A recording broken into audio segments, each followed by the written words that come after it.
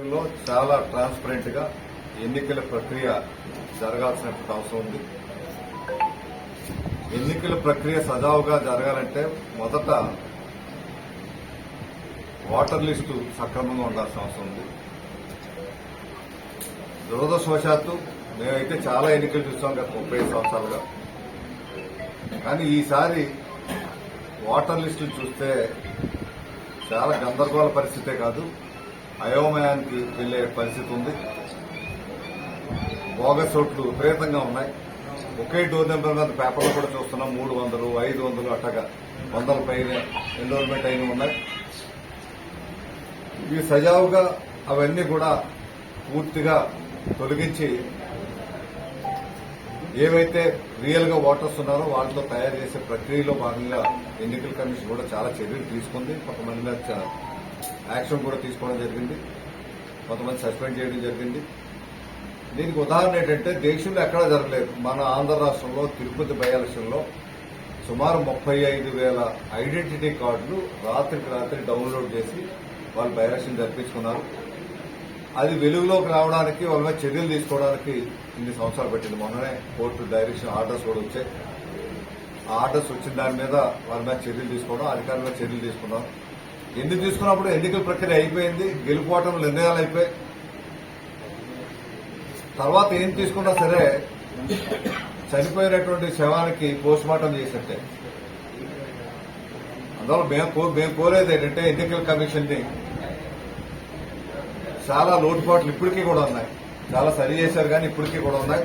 ఉదాహరణకి Anakapalli assembly constituency తీసుకుంటే Anakapalli assembly segment లో బూత్ లెవెల్ ఏజెంట్స్ ఎవరైతే ఉన్నారో పార్టీ ఏజెంట్స్, ముఖ్యంగా తెలుగుదేశం పార్టీ ఒక ముఖ్యమైన పాత్ర పోషించింది. భారతీయ జనతా పార్టీ, జనసేన ఉన్నప్పటికీ వాళ్ళు ముఖ్యమైన పాత్ర పోషించి సుమారు మన అనకాపల్లి అసెంబ్లీ సెగ్మెంట్ లో 18,000 బోగస్ ఓట్లు కానీ, డూప్లికేషన్ కానీ, డోర్ నెంబర్ల తప్పులు కానీ వివిధ రకాలుగా ఉన్నటువంటివన్నీ కూడా తొలగించారు. సక్సెస్ఫుల్ గా తొలగించబడ్డాయి. అవి అధికారులకు గోవింద్ గారు వెళ్లారు, అలాగే మీకు నాగజగదీష్ గారు వెళ్లారు, జిల్లా ప్రెసిడెంట్ గా డాక్టర్ నారాయణరావు గారు కానీ అందరూ ఇన్వాల్వ్ అయ్యారు. ఇందులో అందరూ ఇన్వాల్వ్ అయ్యి ఈ కార్యక్రమాలు చేశారు. ఇక్కడ బూత్ లెవెల్ ఏజెంట్స్ కూడా చాలా అద్భుతమైన పాత్ర పోషించారు. ముఖ్యంగా తెలుగుదేశం పార్టీ వాళ్ళకి మళ్ళీ చెప్తున్నారు. ఎందుకంటే వాళ్ళు ఆ పాత్ర పోషించారు కాబట్టే ఇవి జరిగి బూత్ లెవెల్ ఆఫీసర్స్ తో కూడా ఇంటరాక్ట్ అయ్యి అవి తొలగించే కార్యక్రమం విజయవంతంగా చేసుకున్నాం. నిజంగా అవి తొలగించబడకపోతే ఎలక్షన్ అయిపోయింది వాటితోనే. 18,000 ఓట్లు అంటే చిన్న విషయం కాదండి. అంటే సుమారుగా పోల్ అయినటువంటి ఓట్లతో చూసుకుంటే 10% ఉన్నాయి. పోల్ అయిన ఓట్స్ మీకు 70% కంటే ఎక్కువ ఉండవు. అందువల్ల పోల్ అయిన ఓట్స్ లో 10% కంటే ఎక్కువ. 70% అంటే మరి 1,40,000 వస్తాయి. అందులో ఇక్కడ మన దగ్గర తీసినవి 14,000 వాళ్ళు 10% అంటే ఇక్కడ తీసిన 18,000 తీశారు. ఆ ప్రక్రియ అయిపోయింది. దాంతో బాగానే ఉందని అనుకున్నాం. కానీ మొన్న 1వ తారీఖు జనవరి కొత్త లిస్టు రిలీజ్ చేయడం జరిగింది ఎన్నికల సంఘం. ఆ లిస్టులు వెరిఫై చేస్తే మా బూత్ లెవెల్ ఏజెంట్స్ ద్వారా వెరిఫై చేసి అవన్నీ చేస్తే ఇంకా ఇప్పటికే అందులో చాలా లోపల కొన్ని వేల ఓట్లు ఇంకా ఉన్నాయి. అందులో ఉదాహరణకి మీకు డబుల్ ఎంట్రీస్ అంటే ఒకే పేరుతో నా పేరు కొడతాల రామకృష్ణ అనుకోండి, కొడతాల రామకృష్ణ అని ఒకటి ఉంటుంది, కే రామకృష్ణ అని ఒకటి ఉంటుంది, రామకృష్ణ కొడతాల అని ఒకటి ఉంటుంది. అది కూడా ఒక బూత్ లో కాదు, వేరే బూత్ లో. అంటే ఇది పొరపాటుగా జరిగినటువంటి తప్పు కాదు. ఇది కావాలని డెలిబరేట్ గా ఎన్నికల తీర్పుని తారుమారు చేయాలనే కుట్రతో చేసినటువంటి కార్యక్రమంగా కనిపిస్తుంది. దీన్ని ఇప్పుడైతే మన పద్ధతి ఏంటంటే ఒక ఓటుని తొలగించుకోవాలనుకుంటే ఫారం 7 ఇవ్వాలి, తొలగించాకే ఫారం 6 ప్రకారంగా మళ్లీ నమోదు చేయాలి. కానీ ఆ ప్రక్రియ లేదు.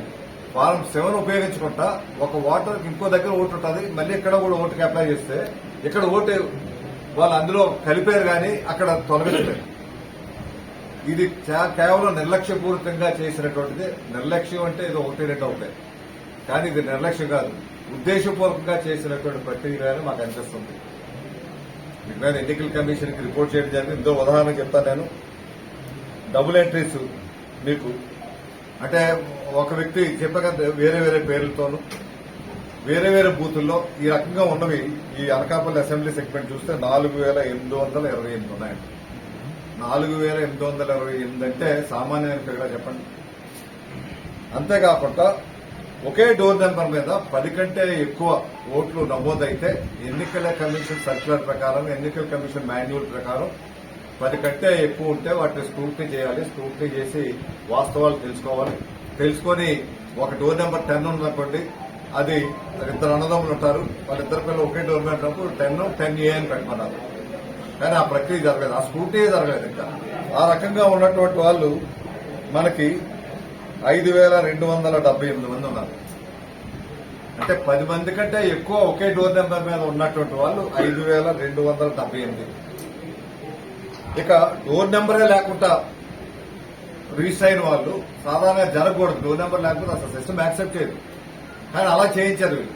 ఎందుకంటే అన్ని గ్యారంటీలు జరిగాయి ఇందులో. డోర్ నెంబరే లేకుండా ఉన్న వాళ్ళు 6,666. అంటే ఇవన్నీ కలిస్తే సుమారు 11-12 వేల మంది వరకు వస్తుంది. అంటే నేను ఎన్నికల్లో 9 ఓట్లతో గెలిచాను, అంతే కదా. పార్లమెంట్ ఎన్నికలు అది కూడా. అంటే ప్రతి ఒక్క ఓటు కూడా గెలుపు ఓటము నిర్ణయించే ఓటు. అటువంటిది 8,000 ఓట్లు బోగస్ ఓట్లుంటే గెలుపు ఓటంలో ఎన్నికల ప్రక్రియ అన్నది ఊరికే నామకావస్థ అయిపోతుంది. వీళ్ళు గెలుపు ముందే నిర్ణయించుకుంటారు, ముందే శాసించారు గెలుపుని. ఈ రకంగా బోగస్ ఓట్లు, దొంగ ఓట్లు, డబుల్ ఎంట్రీస్ ద్వారా స్పష్టంగా తెలుస్తుంది. ఇంకా అలాంటప్పుడు ఎన్నికల ప్రక్రియ ఎందుకు, ఎన్నికలు జరుపుకోవడం ఎందుకు? ఇన్ని సందర్భాలుగా ఇంత రకాలుగా అందరూ అధికారులు, ఐఏఎస్ అధికారులు, చీఫ్ సెక్రటరీ చేసిన వాళ్ళు, వాళ్ళ కమిటీగా ఏర్పడి ఇవన్నీ ఎప్పటికప్పుడే ఎన్నికల కమిషన్ రిపోర్ట్ చేస్తున్నప్పటికీ ఇంకా నిర్లక్ష్య